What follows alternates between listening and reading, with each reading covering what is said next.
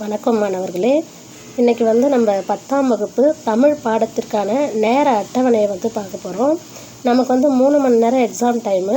நம்ம எப்படி கரெக்டாக டைம் மேனேஜ்மெண்ட் பண்ணி எப்படி சரியாக அனைத்து வினாக்களுக்கும் பதிலளிக்க முடியும் அப்படின்றத பார்க்கலாம். பலவுள் தெரிக. சரியான விடை மொத்தம் 15 இருக்கும். அதுக்கு 15 நிமிடங்கள் வச்சுக்கோங்க. அடுத்தது செய்யுள், உரைநடை, குருவினா மொத்தம் 4 இருக்கும். 4 × 2 அதுக்கு ஒரு 10 நிமிடங்கள் வச்சுக்கோங்க. இலக்கண மொழிபெயர்ச்சிக்கான வினா 5 இருக்கும். அதுக்கு ஒரு 15 நிமிடம். உரைநடை சிறுவினா 2 எழுதணும். அதுக்கான நேரம் 10 நிமிடம். செய்யுள் சிறுவினா 2 எழுதணும், 10 நிமிடங்கள். இலக்கண சிறுவினா 2, 10 நிமிடங்கள். 5 மதிப்பெண்கள் மொத்தம் 5 இருக்கும்.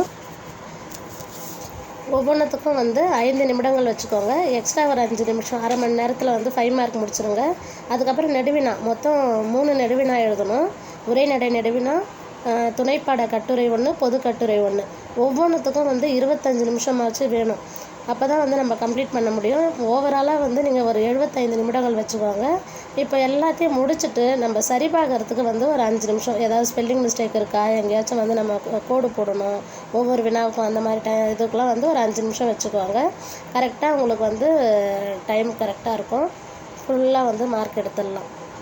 நன்றி. அவ்வளோதான்.